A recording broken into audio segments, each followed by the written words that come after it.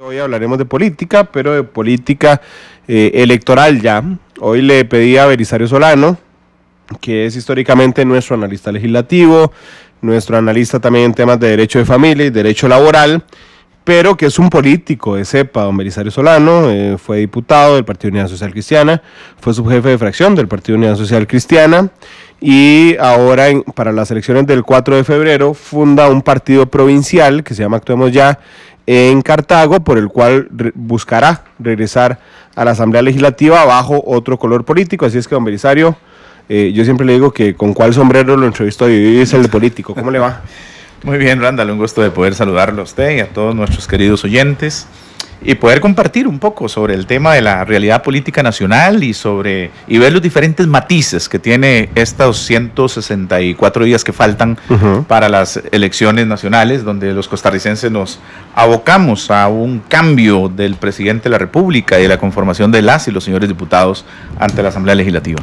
Yo me arriesgo realmente, don Belisario, a que las comparaciones sean odiosas, pero en ese instante el único partido provincial que hay en la Asamblea Legislativa representado con un diputado es Alianza Demócrata Cristiana, que es de Mario Redondo. Y digo que las comparaciones podrían resultar odiosas porque don Mario también fue diputado del Partido Unidad Social Cristiana, también es de Cartago, fundó un partido después para regresar a la Asamblea Legislativa, que ahora creo que lo llevará al ámbito nacional, pero bueno, lo cierto es que de los 57 hay uno que es provincial. ¿Usted aspira a que ese uno siga manteniéndose en Cartago y que sea entonces esta nueva fuerza que usted ha armado que se llama Actuemos Ya? Sí, con la tesis de que vamos por una meta que son 50,000 electores, lo que nos podría tratar de garantizar al menos 2 diputados a la Asamblea Legislativa, con la esperanza de que dependiendo de la cantidad de partidos que van a haber, que estimamos unos 13 o 14 partidos en la papeleta de diputados de la provincia de Cartago, podrían darse escenarios muy interesantes que usted con un voto puede perfectamente ganar un diputado. Entonces podría sacar un cociente, un subcociente y con un voto podría perfectamente tener un tercer diputado. Ok, y sería inédito que un partido provincial tenga 3 diputados en la Asamblea Legislativa. Así es, yo pienso que estaríamos marcando un hito en la historia política. Vamos a hacer toda una campaña de 164 días muy intensa en el corazón de los cartagineses, permitiéndoles o presentándonos como una alternativa totalmente distinta en el tema de qué es lo que tenemos que hacer a partir del 1 de mayo por Costa Rica. Yo creo que hay que ponerse la camiseta tricolor, creo que hay que nuestra casa está llena de comején. Yo miro el país como si fuera la casa de la familia costarricense, siento que hay lugares donde usted mete el dedo y se le hunde el dedo precisamente por el comején, pero que la actitud de los integrantes de esa casa, de esa familia, tiene que cambiar, principalmente lo que son los actores políticos de cara a construir los escenarios que nos permitan avanzar. Y por eso Actuemos Ya es como un grito de guerra, es un llamado de atención, es un grito a la desesperación, en el sentido de que estamos gastando mucha energía, muchos recursos y el país está totalmente empantanado y algunos afirman con certeza, y las estadísticas a veces lo confirman, que vamos como el cangrejo, ¿verdad? Entonces, cuando uno mira desigualdad social, cuando uno mira pobreza extrema y mira los esfuerzos que hace un gobierno de la República para poder atacar esos dos temas, uno dice, bueno, todavía hay mucho por hacer, hay cosas que se tienen necesariamente que replantear. Cuando uno mira déficit fiscal, cuando mira uno la estructura presupuestaria y usted ve que el 85% del presupuesto de la República se va en gastos operativos fijos y solamente te queda un 15% para poder invertir, de eso nos permite clarificar que tenemos una empresa quebrada. Si usted aquí en su empresa, Randall, tiene un 85% en gastos y un 15% para invertir, usted lo echan de inmediato. ¿Okay? Normalmente una empresa usa un 15, un 20% más o menos, y el otro 80% es el capital de trabajo para poder operacionar y crecer. Entonces, los índices están totalmente invertidos, las estadísticas en este país nos obligan perfectamente a tener que darnos cuenta de eso. Y que ya lo anunció el presidente de la República, lanzando ese grito de guerra en la desesperación. Lo que pasa es que esos son temas, Randall, que uno desde 1988 las viene viendo o las viene escuchando, cuando uno estaba en la Asamblea Legislativa y nosotros entramos en una situación de crisis el 1 de mayo de 1998 y anunciábamos que para que el país pudiera avanzar había primero que modificar el reglamento reglamento de la Asamblea Legislativa y nos aguantamos hasta el 31 de diciembre prácticamente y no pudimos modificar el reglamento de la Asamblea Legislativa y las cosas continuaron. Cuando en la campaña anterior el Partido de Liberación Nacional, que estaba en el poder, en plena campaña política, le dice al país, con don Edgar Ayala, la gravedad de la crisis financiera y la crisis fiscal, y solamente don Otón Solís se mantiene firme a la par de doña Laura para impulsar una reforma que luego es venida abajo, uno dice, bueno, hay cosas en las cuales ya tenemos que dejar de lado las banderas políticas y ponernos el corazón costarricense para poder tratar de mirar en el largo plazo qué es lo que le vamos a dejar a sus hijos. Usted tiene 2 hijos, creo, ¿no? Sí. 2. ¿Qué le vamos a dejar a esos hijos? ¿Cómo podemos hacer que esos niños vivan mejor que como vive usted? ¿O usted estará haciendo lo suficiente para que esos hijos vivan mejor? Entonces, esa es la responsabilidad que tenemos cada uno en la familia, y como padres de familia y como integrantes de la familia costarricense tenemos que pensar en cómo podemos mejorar. Entonces, ese grito de guerra va en función de que tenemos que actuar ya. Pero hablemos de estrategia política. Yo soy de Cartago, usted sabe que yo soy de Cartago, usted es un hombre conocido en Cartago y conocido no solo por su trabajo como abogado, don Belisario, sino por su trayectoria política. Trayectoria política que fraguó en la Unidad Social Cristiana. ¿No era más fácil ser candidato a diputado de la Unidad Social Cristiana que formar una fuerza provincial nueva para intentar una quijotada de lograr 3 diputados en la Asamblea Legislativa? Era más fácil ser diputado por la Unidad Social Cristiana, pero era más difícil ser candidato a diputado. Son 2 cosas distintas. ¿Por qué? Bueno, porque mire que en este momento ni siquiera el Partido Unidad ha podido soslayar cuál es el género que encabeza la provincia. No ha podido soslayar el tema de las asambleas cantonales, mucho menos las provinciales, que están largo, y le falta una nacional, y tiene un plazo hasta el 20 de octubre para poder tener inscritas todas las estructuras internas del partido, y corriendo un riesgo de no poder participar en las próximas elecciones. ¿Por qué? Bueno, porque así como ocurre en la Unidad, ocurre en la mayoría de los partidos políticos, por no decir que todos los partidos políticos, que es ese desgaste que hay al interior de los partidos en aras de que quítate vos para ir yo. Y en esa lucha sangrienta, descarnada que existe al interior de los partidos, y eso hace entonces que toda la energía de los actores políticos de este país esté pensada básicamente en cómo lacerar la autoestima, el honor, el prestigio, la dignidad del compañero, que estar pensando en cuáles son los problemas de Costa Rica. Yo logré del año pasado hablar con Pedro Muñoz, hablé con Pablo Heriberto, le mandé el mensaje a don Rodolfo Pisa dentro de la Unidad y les dije, miren, yo necesito que las reglas estén claras si quieren que yo aspire. Yo con mucho gusto aspiro y vos doy la pelea dentro de la Unidad, no tengo ningún inconveniente, pero quiero las reglas claras. Primero, defínanme antes del 30 de septiembre qué género encabeza, para poder determinar si es viable o no que la Unidad pueda sacar 2 diputados, y si en el caso de que una mujer encabece, pues yo ir en el segundo lugar. El comité ejecutivo no resolvió. Yo le pedí a ellos que fueran honestos y que fueran transparentes con todas las fuerzas, con todos los compañeros que iban a aspirar, porque no es justo que se agarre el dinero de su familia para poderlo invertir en una ilusión política que después simplemente será una desilusión política. ¿Qué es el dinero de su familia? ¿Eso se hace en los partidos grandes? En todos los partidos, porque en la lucha interna antes de la elección o escogencia de los diputados, quien tiene que poner el dinero para participar en las distritales, en las cantonales y en la provincial, es la persona interesada que aspira a un puesto de elección popular. Entonces, usted está tomando de su salario, usted está tomando de su plata. Hay gente que se ha arruinado por participar en política. Yo conozco gente que les ha dado un infarto. Yo conozco gente que han caído con cuadros de depresión y de estrés, de estrés pavorosa, después de darse cuenta que han invertido su capital, su salario, sus ingresos, y que simplemente no han tenido oportunidad que un partido político les dé un espacio de representación o de luchar por un puesto de elección popular. Imagínense que en el año 98 a mí me dieron el 3er lugar de la Unidad después de una gran pelea que, por cierto, había ganado en la primera elección. Y después de media hora, después de que ya yo había llorado de la emoción, ¿verdad?, de ser candidato, en el 3er lugar de la papeleta de diputados, me anulan la elección y me hacen ir a una nueva elección. ¿Okay?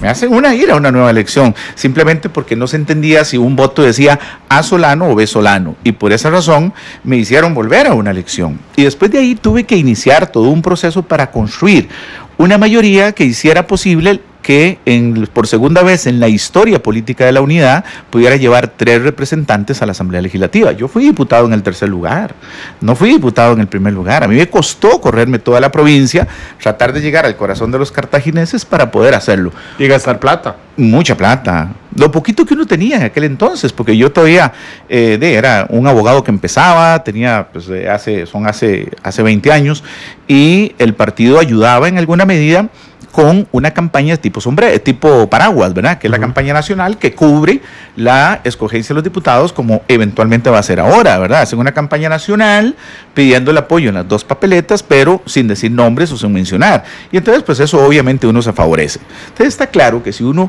fuera candidato, pues habría una muy buena posibilidad de poder salir electo por la Unidad Social Cristiana en el 1er lugar. Pero ¿qué pasa cuando usted llega a la Asamblea, don Randall? Que eso es lo que yo no quiero. Y ese era el segundo factor que me motivó. Yo quiero ser libre, quiero ser independiente, quiero pensar por mí mismo, no quiero responder a grupos de interés, no quiero responder a cúpulas, no quiero responder a esos liderazgos que se apoderan o que se creen dueños de la verdad absoluta dentro de un partido político. Y entonces eso es sumamente fregado en una coyuntura en la que ya a mi edad, a los 57 años, quiero ofrecerle una alternativa a los cartagineses para que puedan escoger y mirar si yo puedo llegar siendo una voz independiente, una voz limpia, una voz pura dentro del quehacer de la Asamblea Legislativa. Siendo un partido provincial y siguiendo su línea argumentativa, esto le permite, por ejemplo, no solo a usted, sino a las personas en términos generales que integren partidos provinciales, no necesariamente ser cercanas al candidato presidencial, porque, digo, no hay que tapar el sol con un dedo. Para ser candidato a diputado hay que ser cercano al candidato presidencial. Exacto, yo en este momento voy a tener una gran independencia. Yo no voy a decir por quién voy a votar, por lo menos externamente no voy a indicar por quién voy a votar para la presidencia. Voy a mantenerme en esa coyuntura. ¿Por qué? Bueno, porque hay muchísima gente de Liberación Nacional que nos está apoyando. Tengo asesores en el área económica que son del PAC. Gente de PAC que me está asesorando en materia económica y que me están dando por lo menos una retroalimentación importante en materia fiscal y en todas estas acciones que se están metiendo a la Asamblea Legislativa, porque yo no quiero llegar el 1 de mayo a aprender a ver qué fue lo que pasó y qué es lo que hay. He estado muy pendiente de la dinámica de la Asamblea Legislativa y de las cosas y las negociaciones políticas que se están dando. Entonces sí, uno tiene que llegar con una visión totalmente distinta, permitiendo una integridad, una unión, crear un consenso. En una frase que yo dije el domingo 13 de agosto, no me importa de dónde vienen, lo que me importa es a dónde vamos. Y yo creo que aquí lo importante es que nos subamos todos al tren, dije a manera metafórica. Estamos en la estación de salida, hay 8 vagones que representa cada uno de los cantones de la provincia de Cartago. Por favor, estamos ya sonando las pitoretas porque estamos dispuestos a salir en este momento. Y yo quiero que a esos vagones se suban todos los cartagineses de buen corazón, nobles, honestos, que deseen trabajar por la provincia, que deseen trabajar por el país, que quieran darme los insumos. Yo ahorita vengo de almorzar con otro cartaginés reconocido, político, activista de un partido político grande, o por lo menos de un partido político nacional, que me ha dado el apoyo y que me puede dar en materia de infraestructura una serie de insumos y de información que me puedan permitir pensar si lo que hay que hacer con el CONAVI es cerrarlo o transformarlo, o si hay que hacer el Instituto de Obra Pública, o si tenemos que volver al sistema originario del Ministerio de Obras Públicas y Transportes. Y entonces a partir de ahí uno va recibiendo esos insumos que le permiten formar una idea de propuesta de lo que hay que hacer por este país en ese campo específico. Bueno, quedándonos aún en el origen de Actuemos Ya, ¿cuándo es que usted decide no aspirar entonces a una diputación por el Partido Unidad Social Cristiana, sino formar su propio partido? Porque usted le había puesto límite al Comité Ejecutivo del PUSC, que es el 30 de septiembre. ¿Cuándo decide usted decir, no, voy con mi partido porque prefiero esa independencia y esa soltura de pensamiento?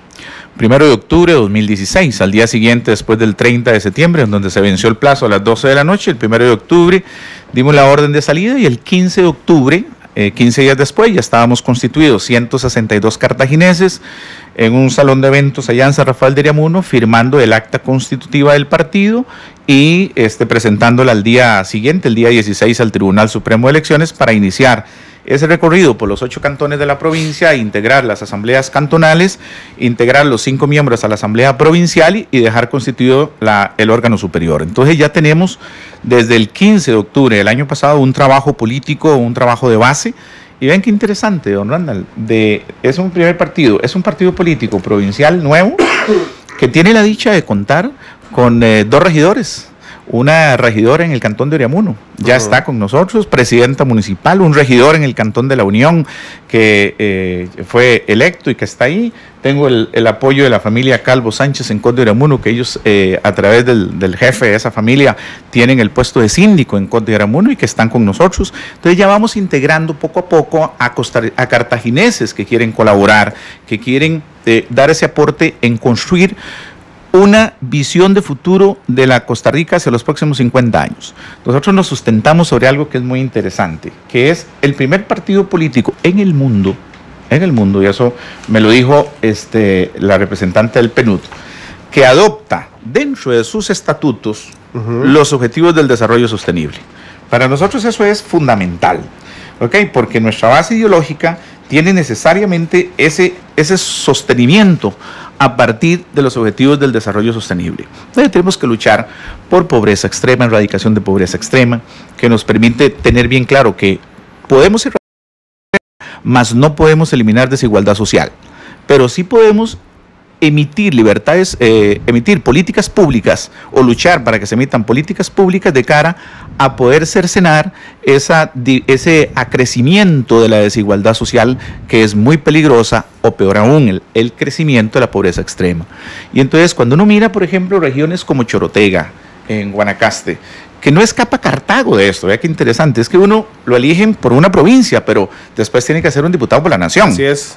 Y entonces cuando usted revisa las estadísticas y se encuentra que las muchachas de 13 a 18 años en la región Chorotega están en este momento sumergidas en un círculo de violencia y en una zona de confort y no encuentra los mecanismos adecuados para sacarles de esa zona de confort y que sean el grupo interinstitucional que vengan a hacerle una reingeniería a esa mente y poder entender de que el IMAS puede dar ayudas, de que el INA puede capacitar, de que el INAMO puede dar asesoría legal y psicológica para poder entender ese fenómeno. Si eso no lo hacemos y si eso no lo apoyamos desde ahora, nosotros estaríamos entonces incumpliendo con nuestros objetivos filosóficos de luchar por esa erradicación de la pobreza extrema o de esa desigualdad social. Ahorita le entramos a los planteamientos que ustedes le están planteando a los cartagos. Don Belisario, pero usted me dijo, el 1 de octubre tomé la decisión, el 15 de octubre 162 conformaron el acta constitutiva y el 16 de octubre lo inscribieron al Tribunal Supremo de Elecciones. Lo presentaron, eso es muy rápido, muy rápido. Por eso nos llamamos Actuemos Ya. Sí, bueno, pero digo, vamos a ver, cuando usted estaba en un partido nacional, el comité ejecutivo de ese partido nacional se encargaba de estas cosas. Así Ahora es usted. Así es. ¿En qué cuesta en un partido provincial? Voluntad, tiempo, cariño, pensamiento. Imagínense que ya el 1 de octubre, yo tengo una anécdota, la cuento porque don Mario Redondo sabe, usted sabe que yo le tengo un gran respeto a Mario, ahora que usted lo mencionó, sí, por lo que ha hecho y por lo que tiene. Yo llamé a Mario, fue el primer político que llamé, el día 1 de octubre, dije, vea, don Mario, yo admiro lo que usted ha hecho desde la parte como político, y yo quiero pedirte un favor, me permitís consultar y si es del caso plagiarte algunas cositas del estatuto de tu partido para el partido de Actuemos Ya. Yo quiero que lo sepas y que entendás de que es una oportunidad, de que las cosas buenas a veces hay que copiarlas y copiar no es malo, lo que es malo es copiar mal, ¿verdad? Y entonces fue de los estatutos que yo analicé, fueron de las cosas que yo analicé, me di un tiempo de 24 horas de reflexión para poder ya tener una propuesta estatutaria el día 2 de octubre, de poder pasar al tamiz de los delegados y de la gente de los 8 cantones, que yo tengo un equipo de trabajo en cada cantón, para que ellos pudieran valorar en un término de 72 horas la propuesta y que pudiéramos llegar ya con términos muy claros, consensuados, de lo que eventualmente teníamos que hacer. Eso sí. Y el 15 ya lo hicimos. Bueno, pero eso significa, vamos a ver, que la centralización, no me lo tome mal, la centralización del poder en una persona que es el fundador del partido, que está decidido a actuar rápidamente, influye directamente en la velocidad de los procesos. Aquí lo que hay en Costa Rica es una ausencia de liderazgos, y yo creo que es importante construir liderazgos. Cuando yo fui secretario general adjunto del Parlamento Latinoamericano en mi gestión como diputado, yo trabajé por América Latina con el tema de la crisis de los partidos políticos.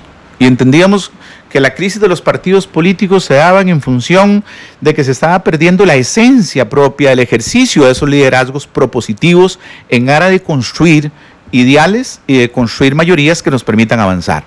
Y entonces, esa experiencia mía, tomada en esos momentos en América Latina, cuando ya se dejaba ver, no el multipartidismo que hoy vemos en muchas naciones, sino cuando ya se dejaban ver los síntomas de una descomposición política en muchos sistemas democráticos, y me refiero específicamente al tema de Venezuela, por ejemplo, que fui un actor protagónico a través del Parlamento Latinoamericano en su momento.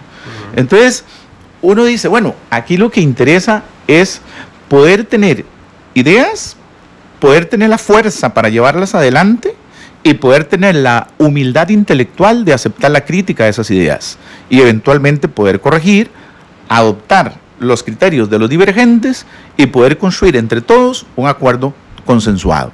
Y eso fue lo que hicimos en un proceso de 15 días, para poder construir sobre la base de un esqueleto, de una estructura legal, que era dentro del cual usted no se puede salir tampoco es que estamos inventando el agua tibia, porque el Código Electoral es una camisa de fuerza. Usted, por más que usted quiera, usted tiene que respetar la estructura legal que es el Código Electoral, y de ahí usted puede hacer en 4 o 5 puntos variables. Okay, con respecto a la militancia, con respecto a los principios filosóficos, ideológicos, a la estructura interna del partido, a las responsabilidades legales que eventualmente pueda tener el Comité Ejecutivo Provincial. Y eso ya usted como abogado, y ahí entra el sombrero mío de abogado, pues entonces viene y lo pasa por un tamiz que permite posteriormente irlo ajustando. Incluso vea que cuando el tribunal nos evalúa el primer proyecto de estatuto, nos mandan cerca de 15 propuestas de modificación y tuvimos que hacer una asamblea nueva para poder hacer esos pequeñísimos ajustes que el tribunal nos estaba pidiendo de cara a poderlo normar según lo que el Código Electoral de Costa Rica nos exigía. Y eso es parte de un trabajo de crear consensos. Con ambas experiencias, ¿es más sencillo conseguir plata para un partido provincial o para uno nacional? Muy buena pregunta. Estamos precisamente en eso. Justamente ya estamos, el Comité Ejecutivo la semana pasada tuvo una reunión, el Comité Ejecutivo Superior, en donde estábamos diciendo, bueno, ¿cuánto nos va a costar esta campaña? ¿Okay? Hemos estimado que esta campaña podría costar 50 millones de colones, con posibilidad de un crecimiento a 25 más, con 75 millones. Entonces, ¿es fácil conseguir 75 millones o no es fácil? No, la verdad es que no es fácil. Yo entiendo que hay un partido nacional por ahí que va a disparar 4.000 millones de colones en bonos. Okay. Y hay otro partido más grande que ese que va a disparar todavía, creo que son 5.000 millones en bonos. Y el otro que sigue en tercer lugar va a disparar 2.500 millones en bonos. Entonces, imagínense esa dimensión de millones que van a disparar en la búsqueda de los recursos hacia el sector privado, gente, porque las empresas no pueden colaborar y las empresas no pueden poner un 5, sino costarricenses de buen corazón que puedan eventualmente decir, bueno, vamos a colaborar con el sistema democrático dando este aporte así, o vamos a hacer un negocio, porque también es un negocio, ¿verdad? Usted puede aportar 1 millón de colones